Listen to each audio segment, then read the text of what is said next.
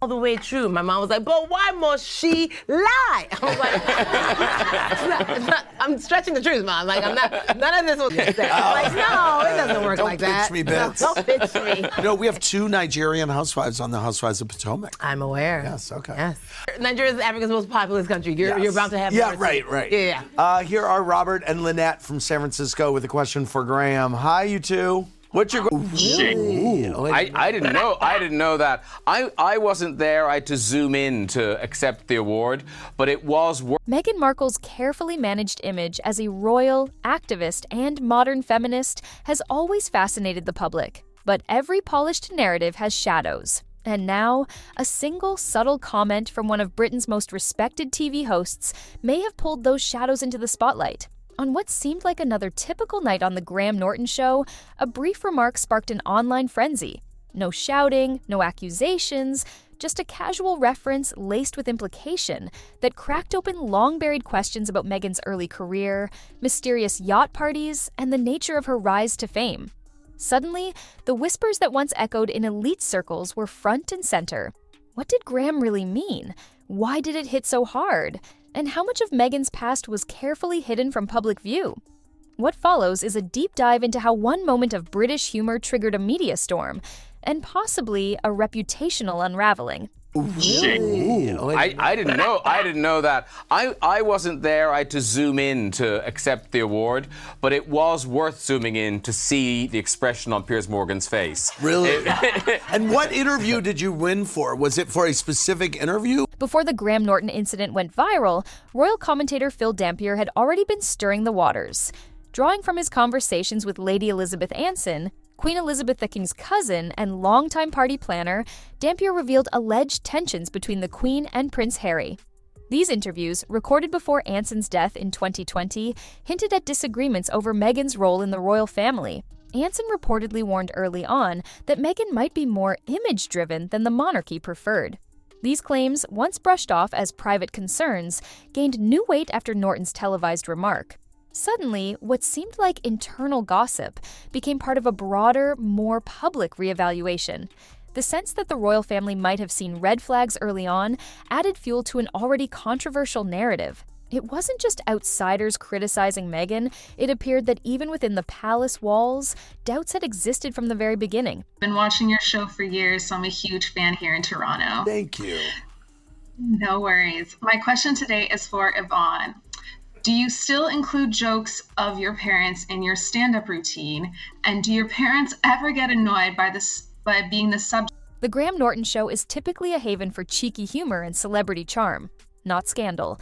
But one night, Graham took a turn no one expected. As he leaned back and mentioned Meghan's Mediterranean adventures before her royal life, the room stiffened. It wasn't the words themselves, it was how he said them. The audience chuckled, but the laughter came with unease. Norton didn't point fingers, but he didn't have to.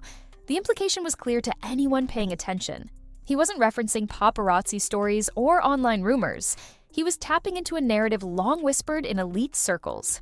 In under 20 seconds, he forced a reckoning with Meghan's past in front of millions. It was a masterclass in British subtlety, a joke that wasn't really a joke. And it triggered a wave of online investigations, media analysis, and heated debate that refused to die down. Bit of cozy crime, but it's easy reading. It's a plane, it's a beach, it's that kind of thing. Cozy crime. Yeah. Let's go back to our virtual vans. Dominique from Toronto, what's your question for Yvonne? Hi, everybody. So happy to be here today. Andy, I've been watching your show. The Yacht Girl label had haunted Meghan for years, but it was mostly confined to gossip blogs and obscure forums. That changed with Norton's comment. Suddenly, the term was trending, and curious viewers began digging through old photos from 2009 to 2011. These weren't scandalous tabloid shots. Many were taken at high-profile luxury events across Monaco and Cannes.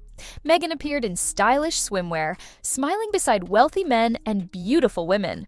At first glance, it was just a celebrity socializing. But the context began to matter. These weren't casual boat parties. They were elite networking zones known for their unspoken rules. For the first time, the mainstream audience began asking, what was she doing there? And what did those appearances really mean for someone who later built a brand on empowerment and integrity? Nigeria is Africa's most populous country. You're about to have Yeah, more right. Yeah. Here are Robert and Lynette from San Francisco with a question for Graham. Hi, you two. What's your question? Bill Graham to win the National Television Award for TV interview and beat Piers Morgan. Especially after he sat on the red carpet. What made the controversy stick wasn't just the setting, it was the people Meghan was surrounded by. According to casting agents and insiders from Toronto and Los Angeles, these yacht gatherings often included businessmen with ties to oil, finance, and international entertainment deals. Meghan, still in the early stages of her acting career, was seen mingling not with fellow actors, but with power brokers and influencers from a very different world. These weren't innocent networking events. They were high-value environments where introductions could lead to major opportunities. Participation was often arranged through boutique agencies that offered invitations to models and actresses.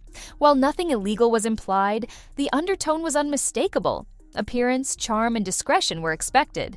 This revelation created a stark contrast between Meghan's feminist public speeches and her less public early associations. Like, no, it doesn't work like that. Don't pitch me, Bits. No, don't pitch me. You know, we have 2 Nigerian housewives on the Housewives of Potomac. I'm aware. Yes, okay. Yes. Okay. I always get, like, whenever people find out I'm Nigerian, they're like, oh, have you watched? Over the past decade, Meghan Markle has crafted a strong identity centered around feminism, advocacy, and breaking barriers. From speeches at the UN to charity campaigns supporting girls' education, she's positioned herself as a progressive icon. But this brand began to feel at odds with her yacht party past. Critics argued that while she publicly decried objectification, her early career involved participating in elite social scenes that relied on curated image, charm, and proximity to wealth. For some viewers, this wasn't just hypocrisy, it was betrayal. They felt misled by a public persona that didn't fully acknowledge the foundation it was built on. The tension between who Meghan said she was and who she appeared to have been became the heart of the backlash. And Norton's comment, though small, was the spark that lit it. What is the novel about? It's a kind of, the thing is, if you know me and my show, the books are nothing like that. They're quiet domestic dramas. It's set in Ireland. It's a sort of family mystery. It's sort of there's a bit of cozy crime, but it's easy reading. Unlike typical Graham Norton viral moments, think celebrity impressions or funny on-set stories, this clip had weight. Social media exploded. Reddit threads, TikTok breakdowns, and YouTube commentary channels all picked up the scent. The laughter in the studio was dissected. Who laughed? Who looked uncomfortable? What was the real message? The segment was shared millions of times, and speculation soared. What started as a cheeky comment had become a global conversation. Even Norton's past interviews were reanalyzed for hidden jabs. For Meghan, it marked a turning point. Silence became her team's response, but the internet wasn't done. Investigations began. The truth, or at least a version of it, was now public territory. We're back now. Graham's novel Forever Home is available Tuesday, September 19th. Gadi Peleg from Bread's Bakery is behind the bar. Happy New Year. What is the... Something curious began to happen in the days that followed. Google search terms like Meghan Yacht Girl and Monaco 2010 photos began dropping in visibility. SEO analysts noticed that content about these topics was mysteriously buried despite high public interest. This kind of drop is often referred to as a suppression loop, where legal pressure or coordinated flagging reduces content visibility. Meanwhile, Meghan's team launched a quiet PR campaign. Her website underwent subtle language changes. Her charity work received renewed media coverage. It wasn't a denial, it was a deflection. But for those paying attention, it was clear. Her team was working overtime to steer the narrative back on course. All the way true. My mom was like, but why must she lie? I was like, I'm stretching the truth, Mom. Like, none of this was a full lie. But then now I think because she has become a celebrity, my mom will like WhatsApp me and be like, this is something for you to identify. The internet, however, wasn't letting go. Reddit sleuths compiled photos, travel logs, and event flyers from the 2010 Cannes Lions Festival. One particularly damning flyer listed Meghan as a guest at a private yacht party hosted by a Canadian entertainment financier, who would later appear backstage at a Suits promotional event. The connections felt too close for coincidence. Former yacht crew members anonymously shared stories about how attendees, often listed as influencers or models, were expected to be flirtatious, visible, and accommodating to powerful guests. One poster even remarked, "Some of them became successful, but it started there." Suddenly, Meghan's rise didn't look quite so organic. By being the subject matter of your jokes. I do. They are the centerpiece of my comedy, the core foundation of them. And, my sister-in-law had to, tell my mom before my last taping. She was like, the comedian. Perhaps the most telling part of this controversy was who didn't respond. The BBC didn't apologize. Norton's guests didn't walk back their laughter. Sponsors stayed put. No celebrity issued a statement defending Meghan. The silence was deafening, and that silence, for many observers, signaled quiet agreement. Meghan, once a media darling, now found herself isolated. Her team's choice to say nothing publicly may have protected her legally, but it did little to shield her reputation. The lack of support suggested a deeper fatigue. People were done protecting the narrative. Ever heard quiet snippets from within the firm about how not all was well while Harry and Meghan were still working royals. A disclosure like this really adds some colour to the sketch.